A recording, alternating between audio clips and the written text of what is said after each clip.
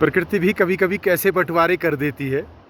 जैसे कि दो भाइयों में माँ बाप अगर विवेकपूर्ण बंटवारा न कर पाएँ तो झगड़े हो जाते हैं। तो ऐसे ही बंटवारे यहाँ पर हो रखे। ये धौलीगंगा के एक तरफ बर्फ़, देवदार के पेड़ और वो हरियाली सी है, और दूसरी तरफ देखिए ठीक वहीं पर ये एकदम से शुष्क नग्न पहाड़, कुछ भी नहीं है इसके पास। हाँ, लेकिन दृढ़ता तो है। तो देखिएगा, ये बंटवारा प्रकृति का है। स्पीति घाटी की ओर जब हम चल रहे हैं मलारी की साइड में, तो ये सामने जो आपको दृश्य दिख रहे हैं ये द्रोणागिरी पर्वत की ओर जाते हैं। और जैसा कि हमने स्थानीय लोगों से पूछा कि लगभग 5 किलोमीटर के बाद यहाँ पर हमको द्रोणागिरी पर्वत पर जाने का मौका मिलेगा, लेकिन वह इतना आसान रास्ता है नहीं, क्योंकि आप देख पा रहे हैं कि सड़क भी अभी नई ही बनी है। देवदार के बीच वो बर्फ़ ऐसी बिछी है, मान लो कि किसी ने अपने घर में सफ़ेद रंग का कालीन बिछा रखा होगा।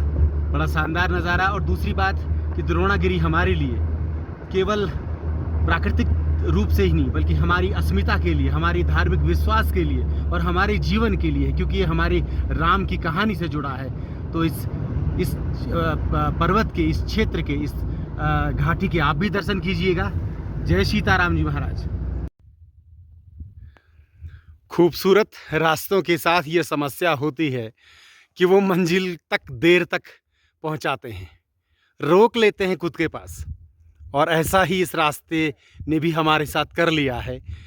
ये चारों तरफ छोटे बड़े देवदारू के पेड़ और उनके बीच ये बिछी हुई बर्फ़, और इस बर्फ़ के बीच केवल ये जो जेलम गांव का, जहां पर कि स्वागत बोर्ड ये लगाया गया है, ये गेट लगाया गया है, इसके अतिरिक्त कुछ भी ऐसा नहीं है जिससे ये पता चले कि यहाँ पर आबादी भी है। चारों तरफ ये जमी हुई बर्फ़, और दूर वो द्रोणागिरी पर्वत का अंचल श्री हनुमान जी महाराज से जुड़ा हुआ, संजीवनी बूटी से जुड़ा हुआ। और ये सामने ये चोटियाँ और ये पहाड़ की ढलान जो कि बर्फ़ से बिछी हुई है, बर्फ़ से ऐसा लगता है जैसे रंगी पुती गई होगी। और नीचे वो जो थोड़ी सी रेत दिख रही है वो कहीं धौलीगंगा का प्रवाह क्षेत्र।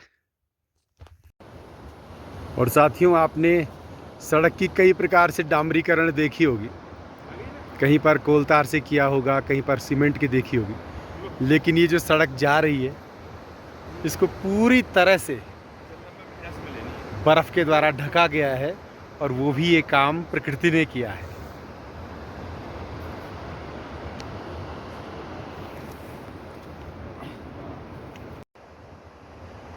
हम बार बार कहते हैं कि मंजिलें बुलाती हैं, लेकिन यकीन जानिए ये रास्ते रोक लेते हैं।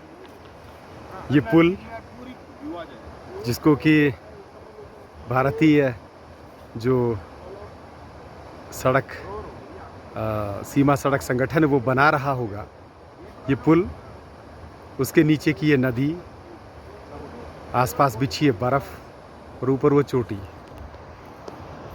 कितना कुछ है, कितना कुछ है, कितना कुछ है।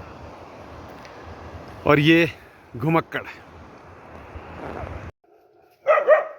आज की शाम पवित्र ज्योतिर्मठ शहर में, जहाँ पर कि भगवान नरसिंह देव का मंदिर है, और यहीं पर भगवान बद्रीनाथ जी की शीतकालीन पूजा भी होती है। और आज की हमारी संध्या, आज की हमारी शाम यहीं पर बीती। हमने यहाँ पर भोजन सिद्धार्थ होटल, जिसके कि ओनर श्रीमान सिद्धार्थ जी हैं, इनके यहाँ किया। बहुत बेहतरीन इनकी सुविधाएं हैं, शुद्ध शाकाहारी भोजन दिया। और ये हमारे भैया हैं, हाँ, इन्होंने बहुत अच्छा हमें मौका दिया भोजन करने का। और इन्हीं के सौजन्य से आज हमारी जो रात्रि विश्राम की सुविधा है वो न्यू सिद्धार्थ होटल में हो रखी है। इनके प्राइजेज़, इनकी जो रेट हैं बहुत रीज़नेबल हैं, बहुत प्रेम से ये खिलाते हैं। तो इन सबको बहुत बहुत साधुवाद आज की संध्या को इतना पवित्र और इतना अच्छा बनाने के लिए। और आगे हम उम्मीद करेंगे कि जितने भी यहाँ पर श्रद्धालु आएँ वे ज़रूर एक बार सिद्धार्थ भाई के पास ज़रूर आएँ, भोजन के लिए भी और ठहरने के लिए भी। तो बहुत बहुत धन्यवाद सिद्धार्थ भाई, आपका बहुत धन्यवाद। चलो।